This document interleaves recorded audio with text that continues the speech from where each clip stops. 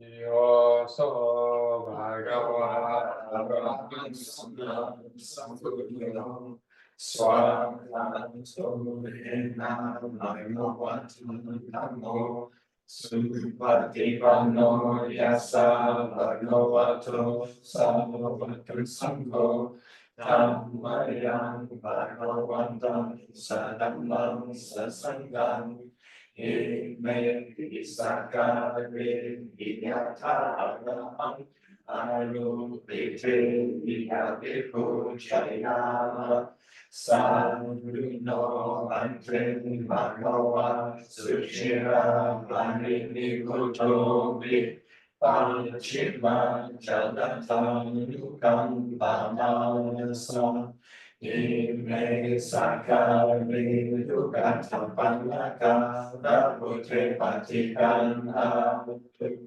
อัมหังคัมภิการตังอิจาริยังสุขังยะอะระหังสัมมาสัมพุทโธภะคะวะโมตังภะคะวันตังอะภิวาเท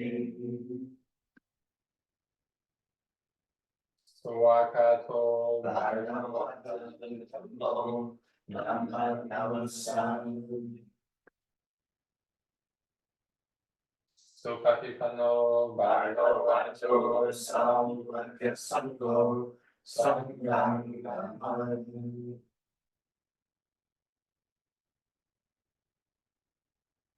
ทันตมยังบุตานุสัตถินายังอุปาปกานามาการังคารมาเสนะโมตัสสะภะคะวะโตอะระหะโตสัมมาสัมพุทธัสสะนะโมตัสสะภะคะวะโตอะระหะโตสัมมาสัมพุทธัสสะนะโมตัสสะภะคะวะโตอะระหะโตสัมมาสัมพุทธัสสะ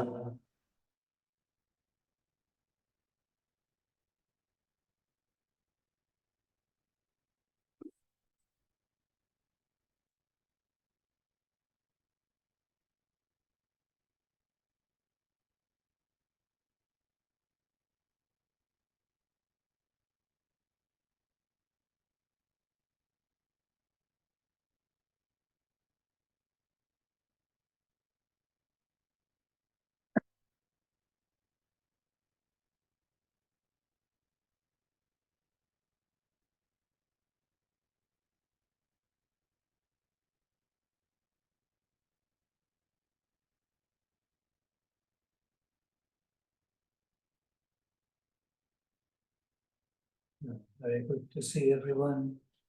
So please everyone now to take a good posture, sit up well.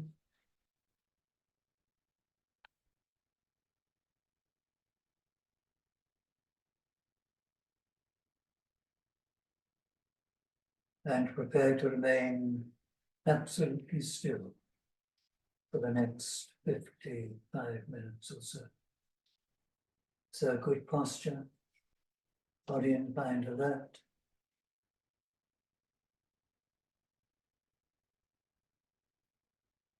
And we'll commence by bringing to mind the Buddha, recollecting our great teacher and example's perfect mind, a mind that was not only clear of all defilement, but far distant from any form of greed, hatred, or delusion.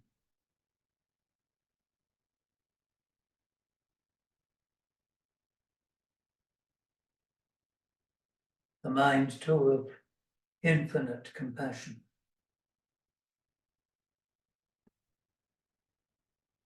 A truly wonderful being, perfect in knowledge and conduct.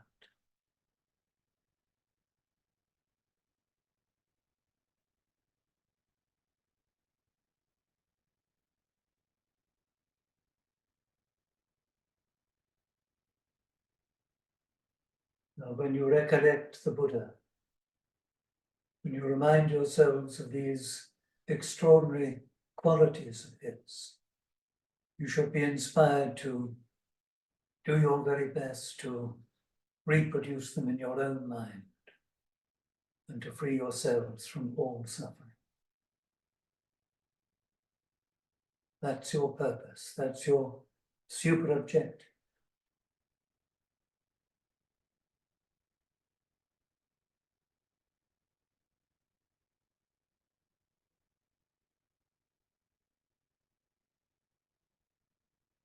And to do that for yourself, of course, is to do yourself a great kindness.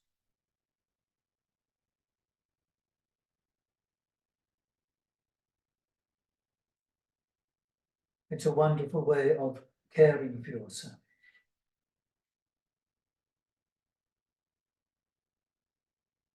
And you should remind yourselves now of the value of loving kindness, of metta, particularly for yourself. To be kind and understanding of yourself.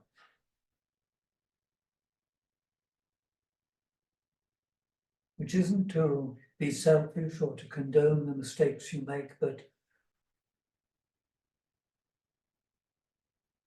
simply to be on good terms with yourself and to help yourself to do better and to be better.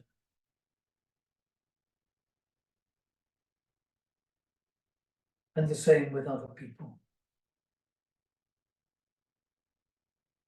To be kind to them and understanding of them too.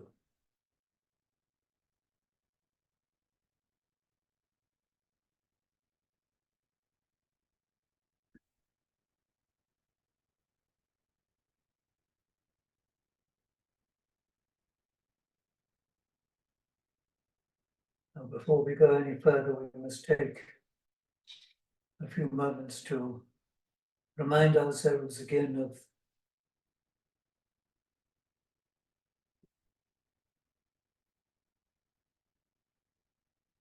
our human condition.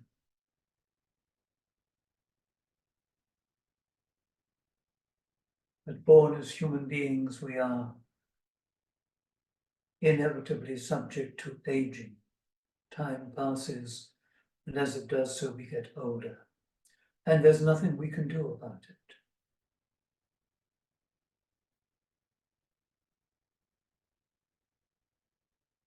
And we're also subject to sickness, to becoming unwell at almost any time.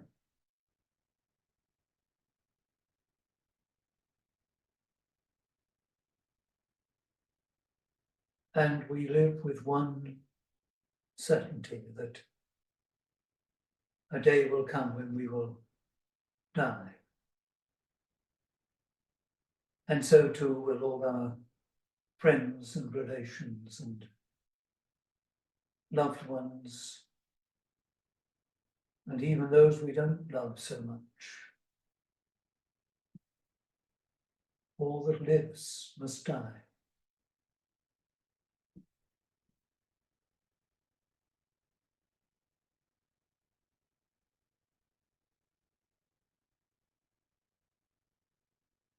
This is all part of the difficulty and suffering that we live with. The continuous fight for survival, which one day we will lose.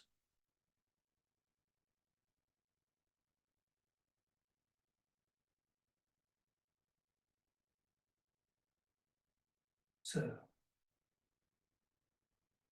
let's spend some time now working to develop our minds, to develop our understanding. And in order to do that, we must strive to be still. Not just physically, but mentally as well.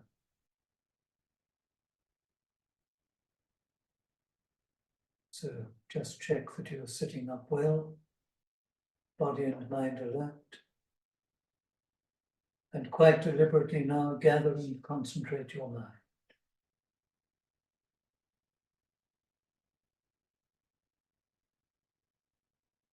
And direct your attention to your physical form to your body.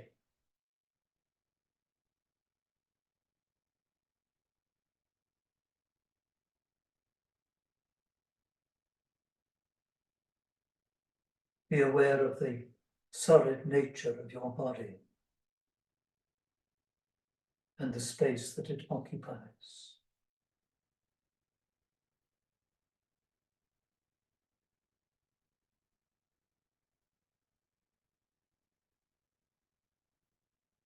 And be aware that within this body there are various fluids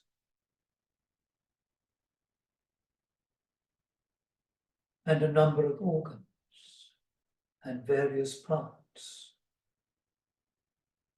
all suspended within this framework of bones.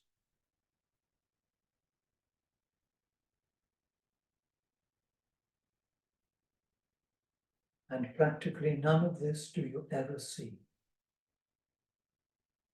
But it goes with you everywhere.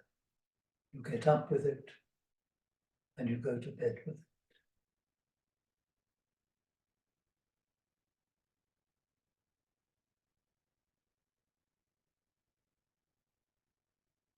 And also within this physical envelope, you find warmth and heat.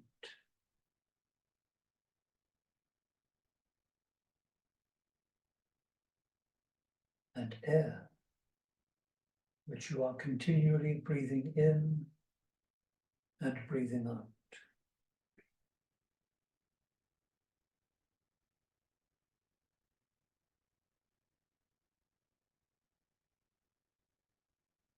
So now pay attention to this simple rhythm of breathing. And wherever and however you perceive the breath, fix your attention there.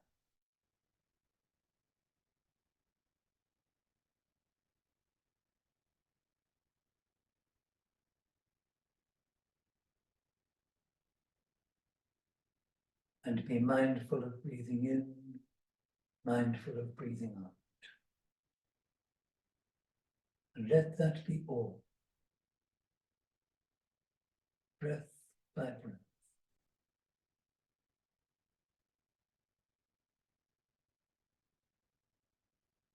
Remember that if your mind wanders or your concentration is in any way interrupted, to be simply mindful and aware of whatever it is that you're experiencing then. To just attend to it, not to respond to it, to do anything else but just view it and let it go. And find the breath again and re-establish your concentration on that. Just that.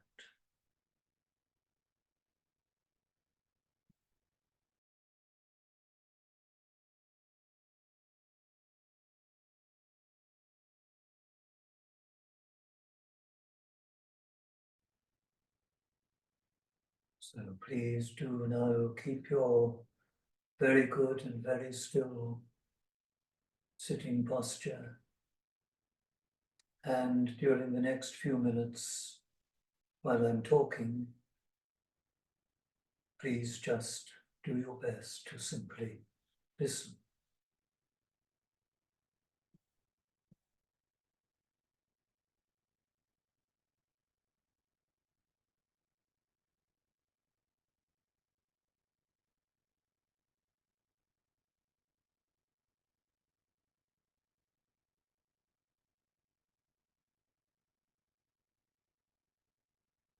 It's my habit often to remind people during these evenings of the importance of just listening.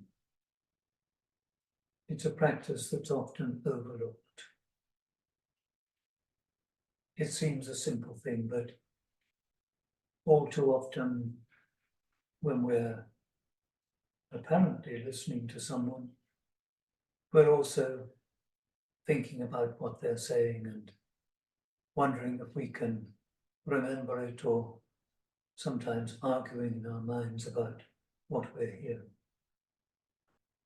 And so we don't listen very well.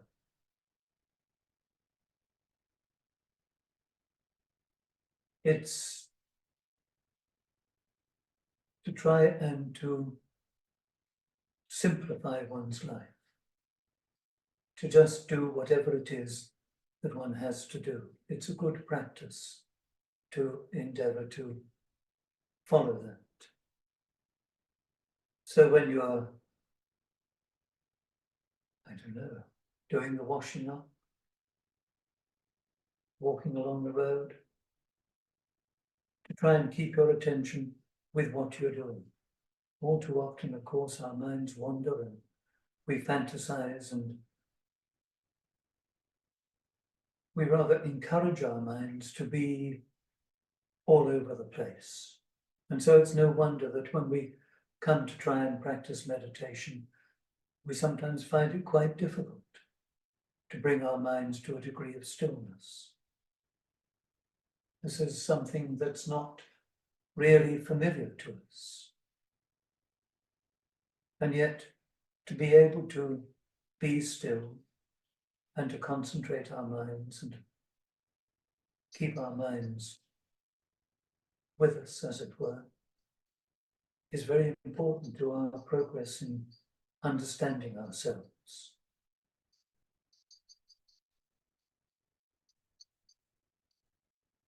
I think also it's important that we review from time to time the practice that we're following. It's not that difficult to be struggling with a practice which is not really quite suited to us. And I felt for a long time that a part of anyone's cultivation has to be to know themselves well enough to know what they need to do. It isn't by any means a recommendation to sort of jump from one style of practice to another, which I'm afraid some people do, but rather to be able to understand the variations of one's mind and attitude and recognize what one's need is. To help yourself, of course, I recommend that you recollect from time to time your purpose in practicing. What is your super objective? For the most part, we come to this because we are not happy or not at ease. There's something wrong in our life. And we don't quite understand what that is. We discover when we read Buddha's teachings that the Buddha taught about suffering and unsatisfactoriness. And there it is. This is what we experience. We're trying all the time to make things better for ourselves, but it never seems to quite work out.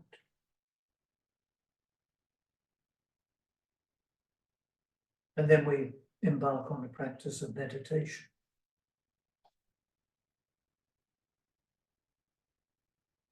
And this, of course, is an important part of our development, to begin to look at ourselves and understand ourselves.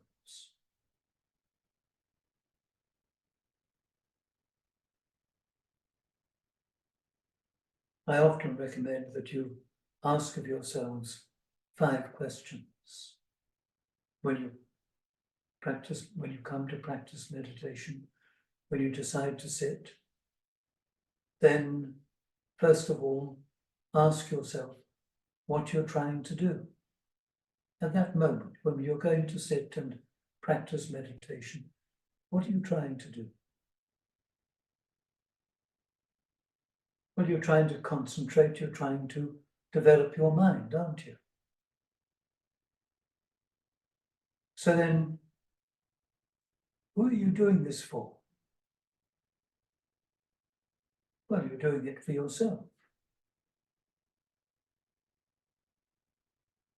I think it's important that people recognize the need to do things for themselves. This isn't to be selfish. This is sometimes to be very sensible, to care for yourself. So you're doing this, you're taking this time apart to do something to help yourself to deal with your dis-ease, your discomfort, your sense of incompleteness and unhappiness. And that's a very necessary and good thing to be doing.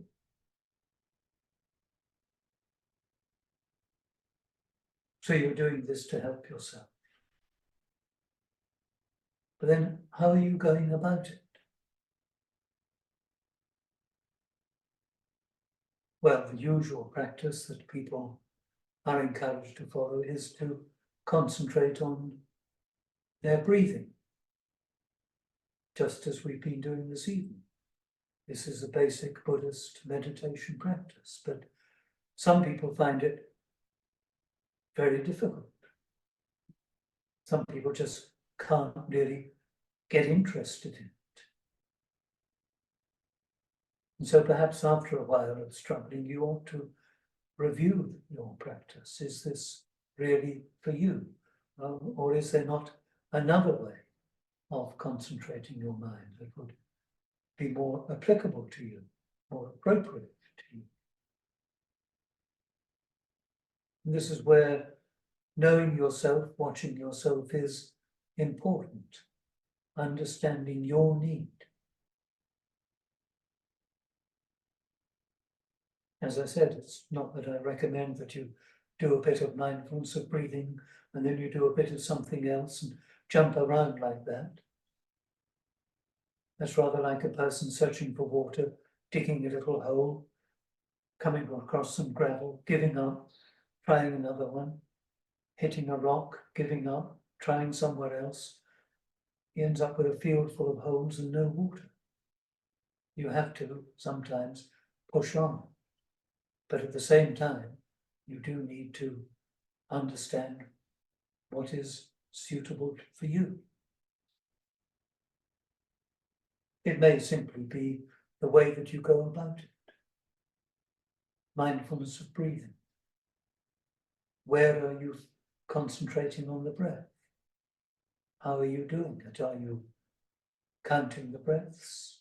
Perhaps that's something that would be a help to you.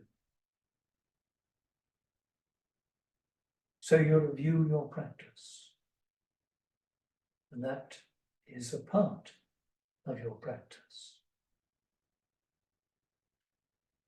But then the next thing to ask yourself is, what is the resistance? What is the enemy of my practice? What am I really having to deal with here that's difficult? And so you might discover that, well, yes, to begin with, it's the posture which is uncomfortable. Well, there's nothing else for it but to just keep at it. Your body will begin to adapt. But what else more important? Well, you might find that when you practice, every time you try and concentrate, you just have visions of various kinds of comfort and pleasure arising in your mind. So how are you going to deal with that?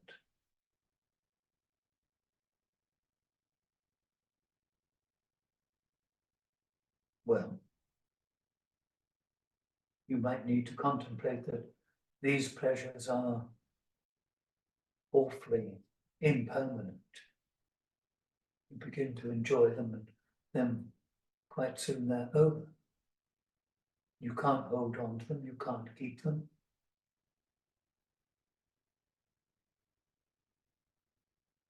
And your body is, if it's anything to do with your body, is also aging, and really when you contemplate it and review it, not such a special thing after all. Or you might discover that every time you come to meditate, you get angry. Someone who used to come here used to complain to me frequently about that. Well, then you have to, again, find ways of counteracting that. Perhaps you really need to concentrate your mind on loving kindness and compassion.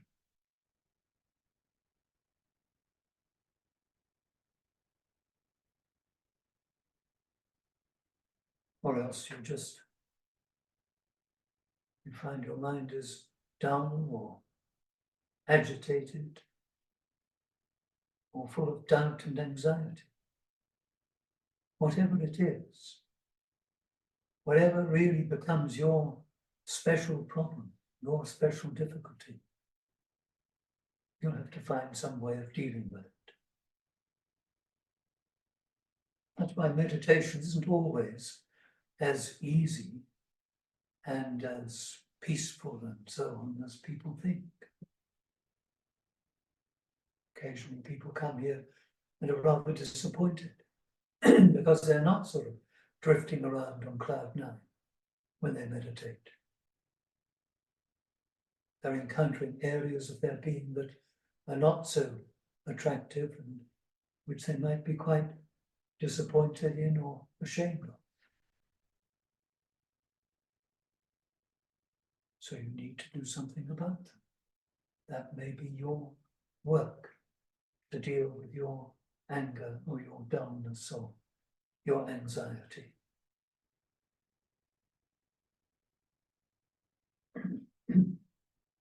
And then the fifth of these questions is, what is this all for? Why am I going to this trouble of trying to concentrate and train my mind? Why am I doing this for myself? Why am I bothering with this particular technique? Why am I concerned about these difficulties that I encounter? Well, I'm doing it because I really want to be free of my suffering. I don't know quite what that's going to be like, but my super objective is to get clear of all this.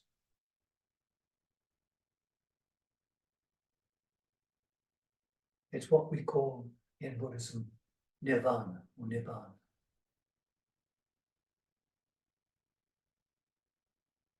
And it means that whatever it is, our desire and attachment that is bringing about so much difficulty in our life is quenched. The fires are put out. What that experience will be like, we don't quite know yet until we get there.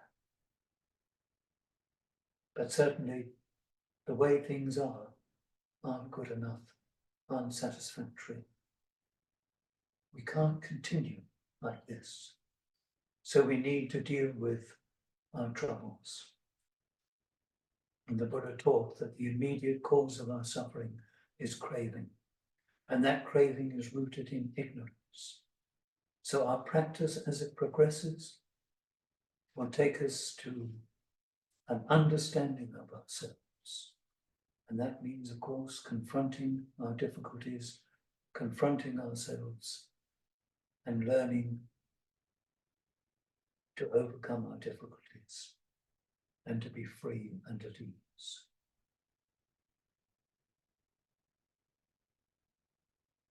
So, there's nothing else for it. You have to do your very best to be happy. And I recommend this path and this practice to you. Keep at it. Work with it. Understand yourselves. And be free. So that's enough from me for now. We'll sit for a moment or two longer. And during these closing moments, please concentrate your minds on loving kindness.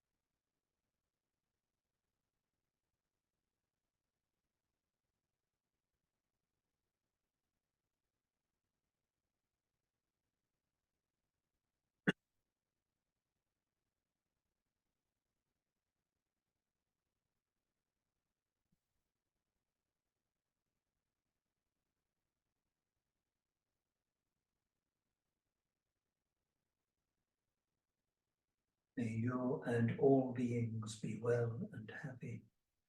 May you and all beings be free from all suffering.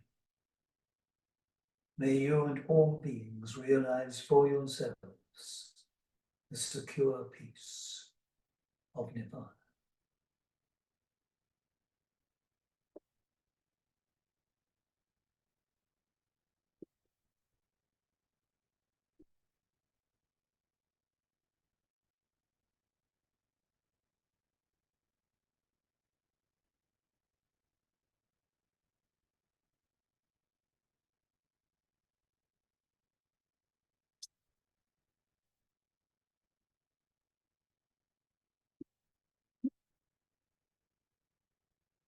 Araham Samma Sambuddho Bhagavan Buddham Bhagavantam Abhivadini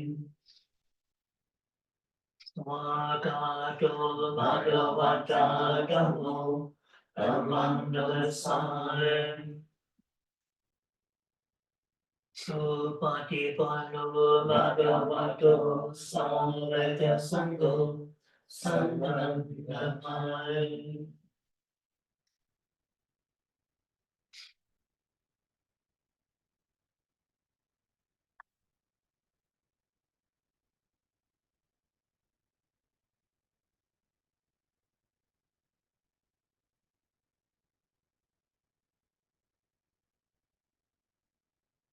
So, good night. Thank you very much for coming, and we'll meet again soon.